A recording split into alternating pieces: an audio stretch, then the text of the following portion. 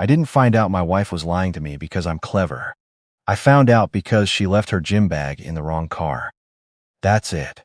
That's the whole thing that unraveled. 14 years. I'm not the kind of man who talks about his feelings at the dinner table. Ask my daughter, she'll tell you. She used to joke that I had two emotional settings. Fine, and also fine. I worked 37 hours a week as a civil engineer. I coached youth soccer on Saturdays. I grilled on Sundays. I was boring in the specific way that stable men are boring, and I was proud of it. I had built a life that didn't have any cracks in it.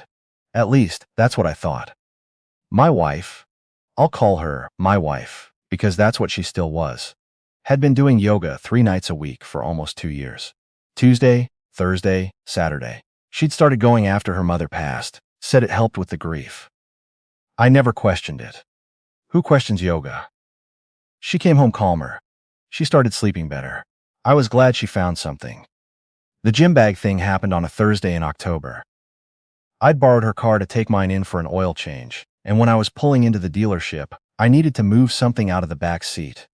Her yoga bag was there. I didn't think anything of it at the time. I moved it to the trunk and forgot about it. That night she came home and went straight for her bag like it was on fire. "Did you go through my stuff?" she asked. I looked up from the TV. "What?" "No. I moved it to the trunk." She stared at me for a second. Then she said, "Okay," and walked upstairs. I sat there with the remote in my hand and felt something shift.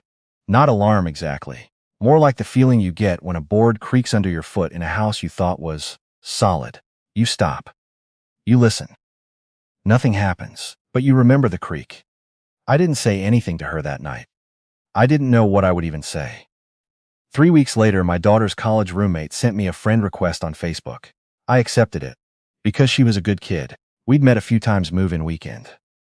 The next day, she sent me a message. "Hey, I'm sorry to reach out like this. I've been going back and forth on whether to say anything. But I think you should know that I saw your wife at Hendrick's bar last Tuesday around 9. She was with a man. They were at a corner table. I thought you should know."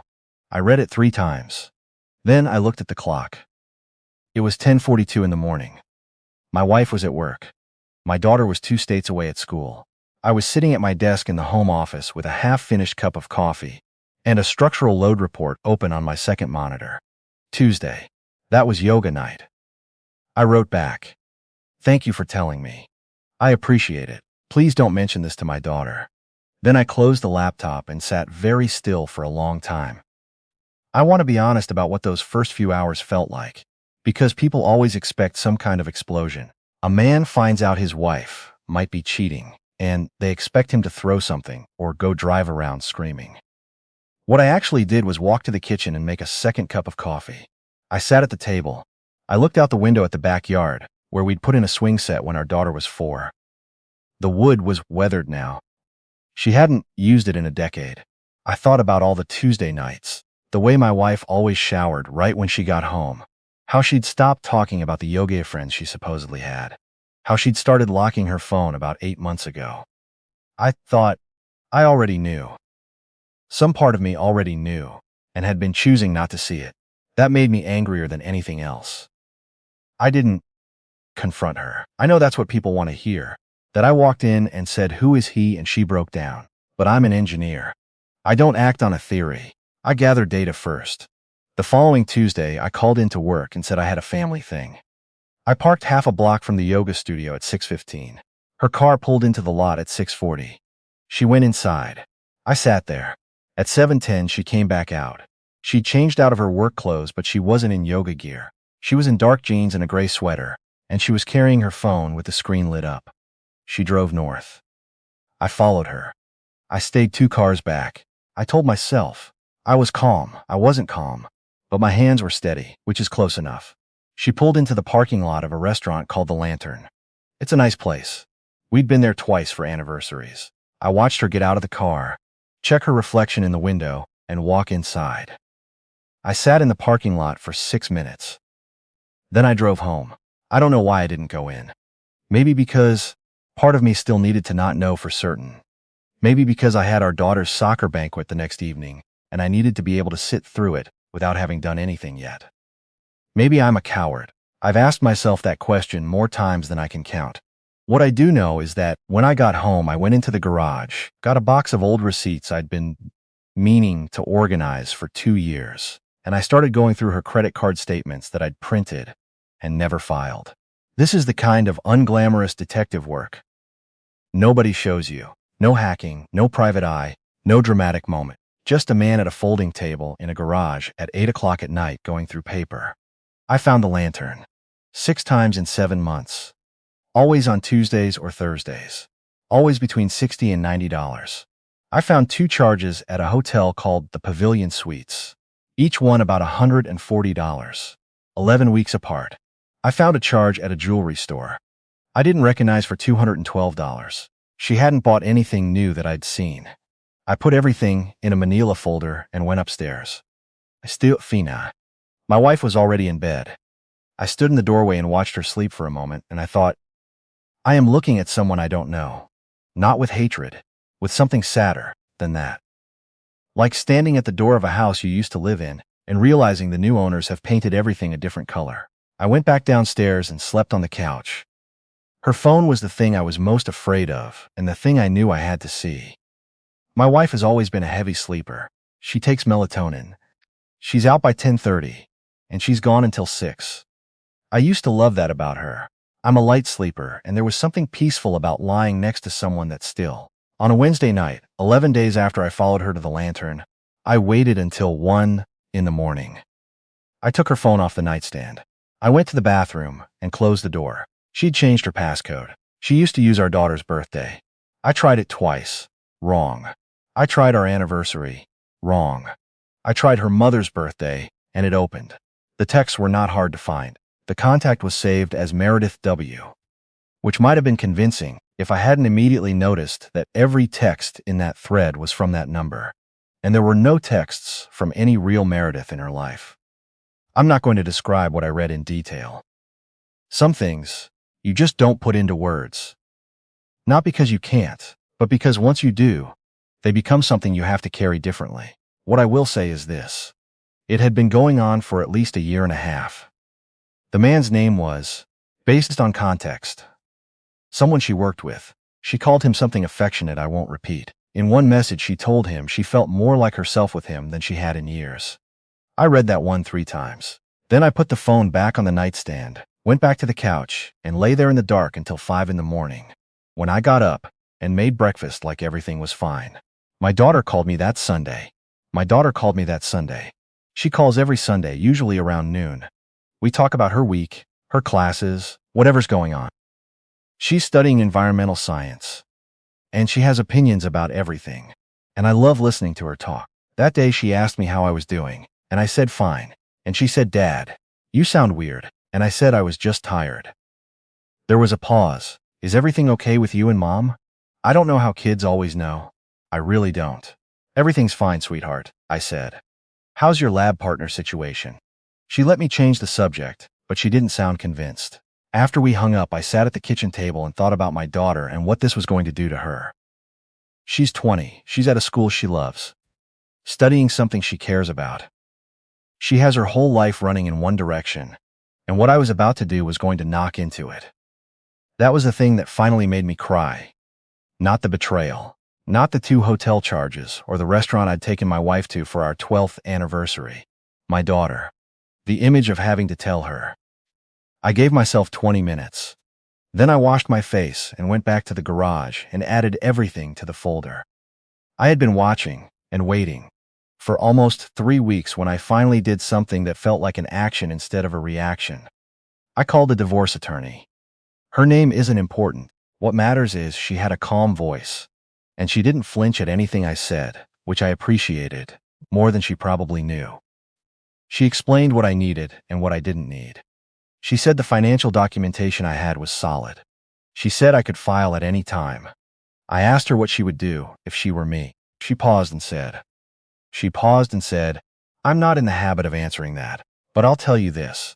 The clients who know the whole picture before they sit down across from their spouse always feel better about the outcome. Whether you need more or you have enough is something only you can decide. I thanked her and paid the consultation fee and drove home. That evening, my wife asked me what I wanted for dinner. I said whatever she was making was fine. She made pasta. We sat across from each other and talked about the neighbor's fence replacement project and whether we should get the gutters cleaned before winter. I passed her the Parmesan cheese. I was already gone. I just hadn't told her yet. What I did next was not dramatic. That's the part of this I keep coming back to, because I think people who haven't been through it imagine some kind of scene. A confrontation in the kitchen, voices raised, things said that can't be unsaid. What actually happened was, I called my brother. He's 4 years older than me, lives about 90 minutes away, works in insurance. He is the single least dramatic person I have ever known in my life, which is exactly why I called him. I told him everything. He listened without saying anything for a long time.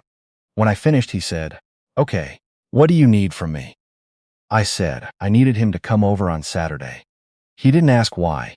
He said, "I'll be there at 11. I spent the rest of the week making sure the folder was complete. I made copies of the credit card records. I wrote out a clean timeline on a yellow legal pad.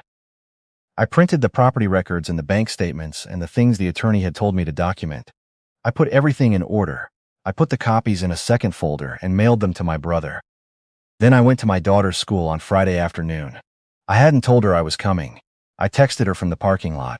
"I'm outside. Do you want to grab lunch?" She came out of her building with her backpack and her hair pulled back, and she saw my face and she stopped walking. "Dad," she said, "what happened?" I took her to a diner 2 blocks from campus. We got a booth in the back. I ordered coffee. She ordered nothing. And I told her. I kept it factual. I didn't say anything ugly about her mother. I told my daughter what I knew and how I knew it, and I told her that I was filing for divorce, and that this was going to be hard and I was sorry for that, and that none of it was about her, and none of it changed anything about her life if she didn't let it. She was quiet for a long time. Then she said, "How long have you known?" "About a month. Why didn't you tell me sooner?"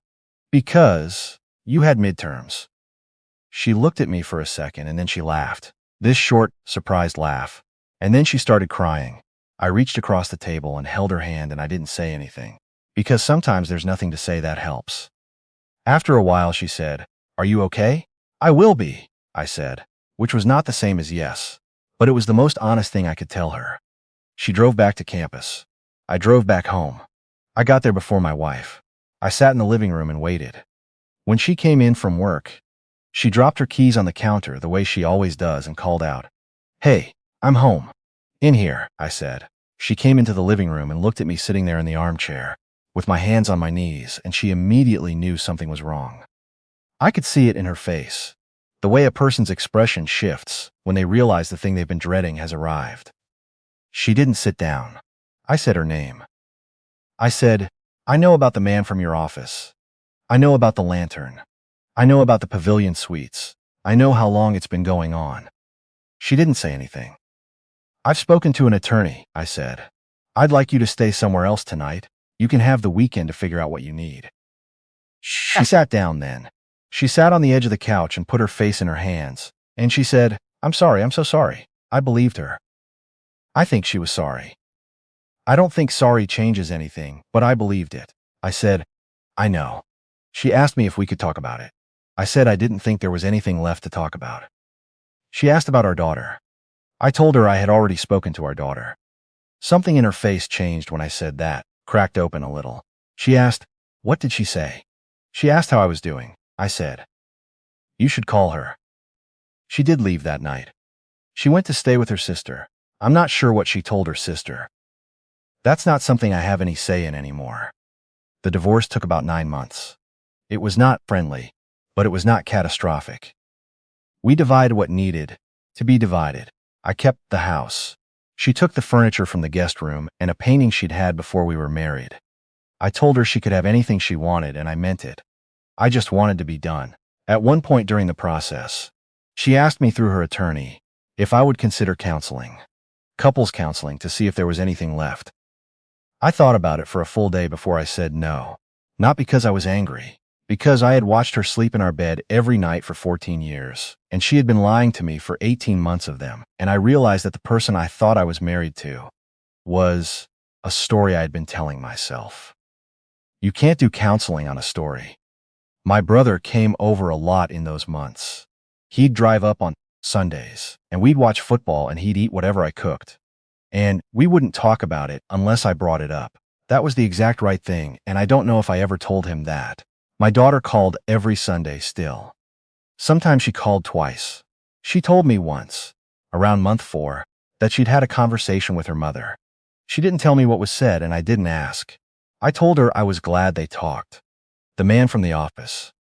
I never met him. Never looked him up, never wanted to know his name. My attorney mentioned at one point that he had also ended his marriage around the same time. I thought about that for a second. And then I moved on. Whatever happened with the two of them had nothing to do with me anymore.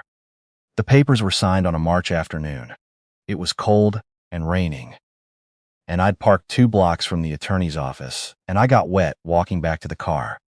I sat in the driver's seat and watched the rain hit the windshield. I thought I would feel something big, relief or grief or something. What I felt was mostly just tired. The deep tired that comes after you've been holding something up for a very long time and you finally set it down. I drove home. I made soup from scratch. Chicken. Nothing fancy. I called my daughter. She picked up on the second ring and said, "So, it's done," I said. "Are you okay?" "Yeah," I said. "I really think I am." There was a pause and then she said, "I'm coming home next weekend." "You don't have to do that," I said. "Dad," she said, like I'd said something ridiculous. "I want to." She came the following Friday. She slept in her old room. On Saturday morning I made pancakes, and she sat at the kitchen table with her feet tucked under her, and she told me about a field study she was doing for her ecology class, something about watershed monitoring, and she had so much to say about it. The words just kept coming. I stood at the stove and flipped pancakes and listened and felt, for the first time in a long time, like the ground under my feet was solid again. Not fixed, not the same, but solid. That's the only word I have for it, solid. And sometimes, when you've spent a year walking on a floor that turned out to be rotten underneath you, solid is everything.